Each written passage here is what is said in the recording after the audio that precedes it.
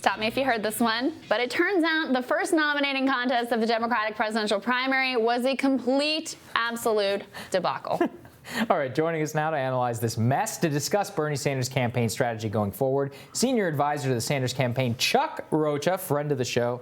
Unfortunately, had to leave his hat behind. He's still here. But he survived Iowa. Chuck, as I understand it, you've got some breaking news that you want, or some breaking exclusive data you want to share here about what is left to come out of Iowa. It's a neck-and-neck race, but ultimately you believe that your campaign is going to best. So tell us about that. Look, we feel good. Like most of the outstanding, there are 12 satellite caucuses that haven't been counted yet. Those are all in CD1. For those of you at home, that's in like the northeast, northeast These are live corner. Results that we're getting straight from Iowa. Most of that concentration is around Dubuque, but then also in Cedar Rapids. And there's 42 other precincts statewide.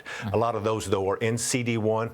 But what you should pay attention to is because we so overperformed in those satellite caucuses, only being so few points down, we feel really good, very positive. We obviously don't know how this crazy party is going to count those last few precincts, but I can tell you, based off of where we know they are geographically and what's around them and how we perform, we've done really, really well. And obviously, with all of the satellite caucuses from one CD still out, we will do remarkably well because we know beyond a shadow of a doubt, because they have happened earlier, what happened there. But let me also say this before we get too far into this, is I really want to thank everybody who was there. I traveled all around the state and met people. I want to thank you, your wives, your husbands, your kids. I really want to thank your spouses or your partners who were back home watching kids, because no matter where I went, I couldn't say thank you enough to all the people there. And folks who've been watching this and going crazy on Twitter, don't overreact to all of this. Let's just think about it as a big, very expensive focus group. We learned a whole lot. Yes, we did really, really well. We turned out exactly who we wanted to turn out, with people of color, with college students, and you should be ready to go to New Hampshire, ready to go to Nevada. We're going to do this thing, but just know I'm saying thank you. The senator says thank you. The entire team says thank you. We could have gotten nowhere close to where we got on Monday night without all the people. And I met people from Atlanta, Georgia, from Orlando, from everywhere. I met a dude from France. Like I saw folks from all over. Wow, that is incredible. And I mean, what we feel robbed of is the fact that so many of these working class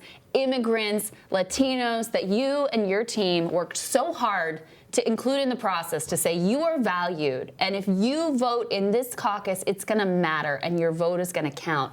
And that for days and days, that was essentially completely erased, is what to me is so outrageous and hard to get over. Yeah, that's true. And it's not erased, though, with what we learned. We went out on a limb to do something that had never been done, and it was right. And we can build off of that into New Hampshire, and especially in Nevada, South Carolina, California, because we made a strategic choice. Like a lot of people said we were crazy. A risky one. We spent a lot of money. That could have been for naught if Latinos didn't turn out, if people of color didn't turn out, if these college campuses hadn't exceeded 2008 turnout. People would have said, that was great, and pat me on the back and said, go get them next time. But it really worked. The problem is we didn't get the credit because it was drowned out by all the stuff that you've been talking about on TV for 2 days. But all of you at home who made all the phone calls and all the text messages and knocked on all the doors, who heard me talking about what we were doing in the Latino community, it really did work. So we won 98% of every Latino satellite caucus. It wasn't even close. That's wild. That's insane. Chuck, what I love about this is that you're always a great election prognosticator, too. So take us through the forward map, not just New Hampshire.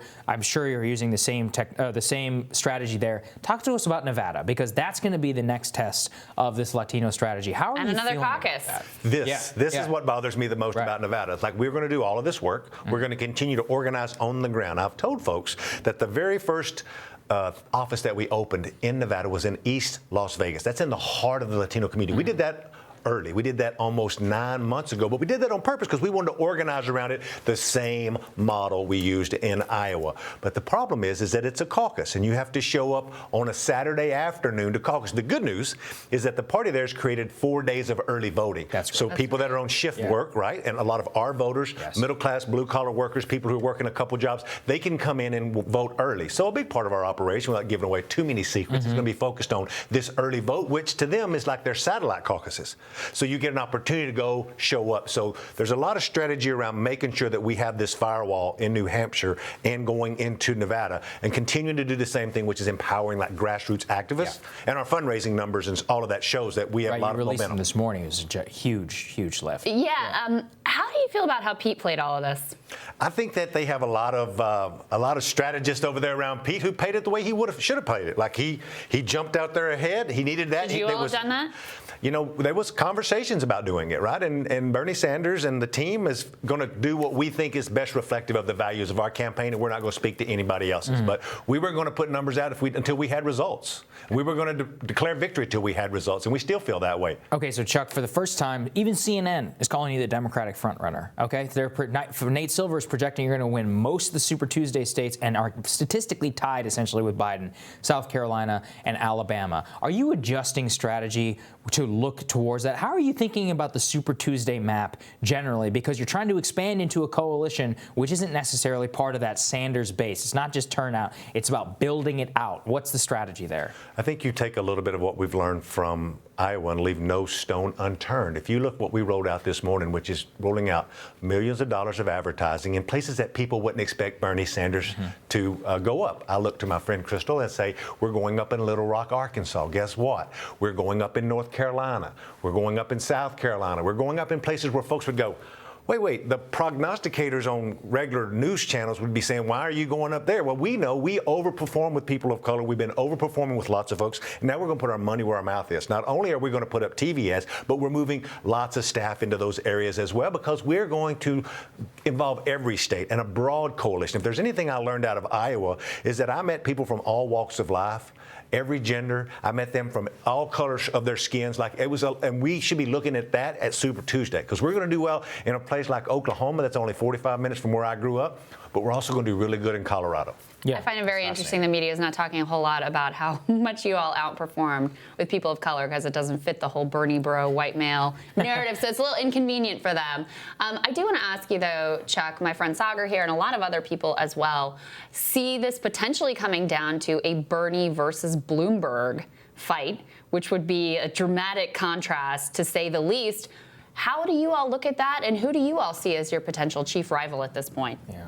I think that it's a long haul, and we've talked about it on this show, is that it takes a lot of money and a lot of organization. Now, Bloomberg is trying to buy both of those. He's employing lots and lots of people. He announced he's going to try to employ 2,000 people, and good for him and good for the unemployment numbers in a lot of those states and political operatives. Yeah. But what we have is we rely on our grassroots activity. What he doesn't have and he will never have are thousands, hundreds of thousands in places like Texas of activists who are ready and have been ready, who've been working without us even there. So we have a grassroots infrastructure in Texas, which is not going to be a lot of paid staff out there knocking on doors, but paid people put in positions to organize all of those volunteers. That's always been the key to our success, is our grassroots momentum and the grassroots support. But people talk about grassroots as something that's just like this cloud that they see float over them, that they don't really know how it works.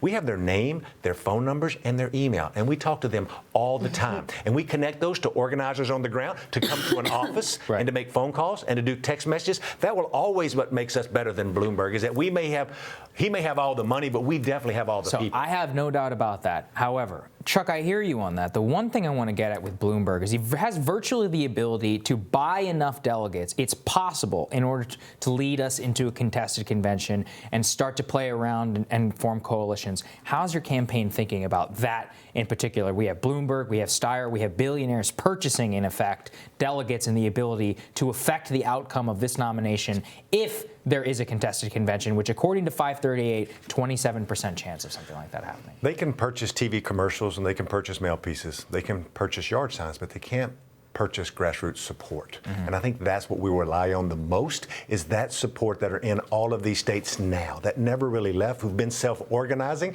That's the only hope we really have. But that hope's gotten us to this point, and it will get us over the finish line, because when you take organization and put in money and then put in infrastructure, you can win. Now, Bloomberg and Steyer and others will put in all the money they have, and they'll try to buy out infrastructure that's on the ground, but it's just not the same as that woman that I met in Iowa who drove from Orlando with her husband, who left her kids with her aunt to knock on doors. You can't buy that anywhere. Yeah, that is well said. Last question for you is New Hampshire must win. What do you think is going to happen? I think we're going to do really good there. I was there yesterday. The energy is great on the ground. We have probably one of the best field directors of any of our states there. They've been knocking on hundreds of thousands of doors. And unlike for all you kids at home, including mine, New Hampshire's a real election. You go in and you cast a vote, you get marked down as casting a vote, and I can tell you tomorrow who voted.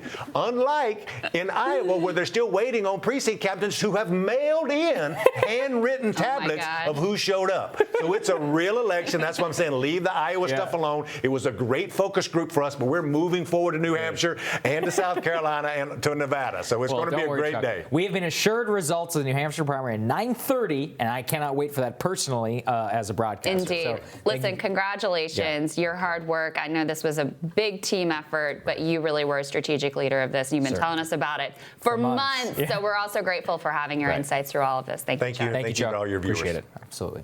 The nation's national affairs correspondent John Nichols is going to share his latest dispatch from the Iowa caucus fallout. That is next.